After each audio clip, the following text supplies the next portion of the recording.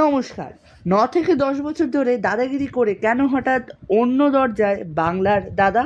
Lionel page না দেব? কে হবে নতুন হোস্ট? ধূমকেতু টিভিতে ও ওটিটিতে সব খবর দেব আজ।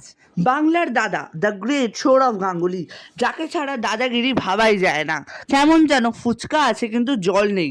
তবুও তিনি শুধু কি বেশি পারিশ্রমিক ও নাম যশ খ্যাতির জন্য গেলেন স্টার জলসাতে?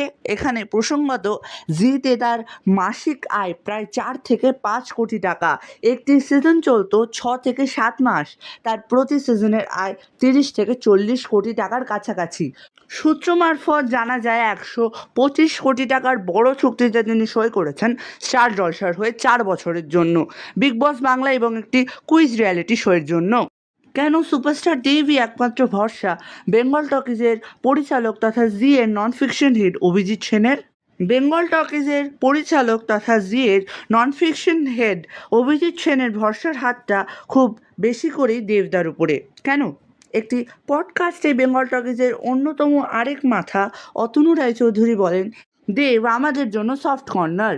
এবং জি বাংলা সোনার সংসার অ্যাওয়ার্ডসের টেকনিক্যাল এক্সেলেন্সি অ্যাওয়ার্ডসের পর আফটার পার্টিতে দেখা গেছিল দেবদাকে। তবে সেই দিনে কি দাদাগিরি নিয়ে সব কথা হয়ে গেছিল চ্যানেলের সাথে? টেনিস প্লেয়ার লিয়েন্ডার পেসকে বাদ দিয়ে দেব দায় কেন? টেনিস প্লেয়ার লিয়েন্ডার পেসকে বাদ দিয়ে দেব দায় কেন? সম্প্রতি এই জল্পনা ওঠে যে টেনিস প্লেয়ার লিয়েন্ডার পেস সঞ্চালনা করতে পারেন দাদাগিরি। তবে তিনি একটি রাজনৈতিক দলে গিয়ে পুরো লাইমলাইটটা ঘুরিয়ে দিয়েছেন দেবদার দিকে। সম্প্রতি একটি ইংলিশ খবরের কাগজে বেরোয় যে দেবদাই করছেন সঞ্চালনা। কেমন হবে এবারের খেলা? নতুন সঞ্চালককে নিয়ে কবে শুরু হবে দাদাগিরি? এইবারও 8 থেকে 80 সবার জন্য খোলা দাদাগিরির মঞ্চ। এইবারের বিশেষ আকর্ষণ জেলা বনাম জেলার লড়াই। যারা জি বাংলা নিয়মিত দেখেন তারা অবশ্যই জানবেন জি বাংলায় আসছে ছোটদের জন্য নতুন রিয়ালিটি শো ড্রামাবাজ। তার অনলাইন অডিশন অলরেডি শুরু হয়ে গেছে। তাই খুব সম্ভবত এই বছর আসছে না দাদাগিরি। এইবার একটু ধূমকেতু নিয়ে কথা বলা যাক। না, দেশু 6 নিয়ে একটু কথা বলা যাক।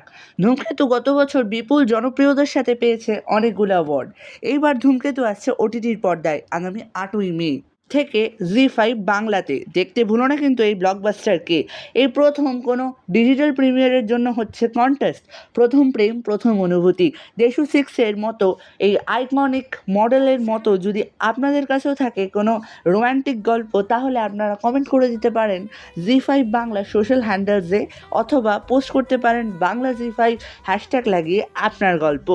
এখন প্রশ্ন, কবে আসবে টিভিতে ধূমকেতু? ধূমকেতু ব্রডকাস্টিং পার্টনার হলো জি বাংলা এবং জি বাংলা সোনার। জি বাংলাতে সম্ভবত আগামী 30শে মে অথবা 31শে মে দেখা যেতে পারে ধূমকেতু, এবং জি বাংলা সোনারে দেখা যেতে পারে জুনের শুরু অথবা মাঝামাঝি সময়। তো বন্ধুরা, কেমন লাগলো আপনাদের আজকের এই ভিডিও? কমেন্টে জানাতে পারেন। ধন্যবাদ।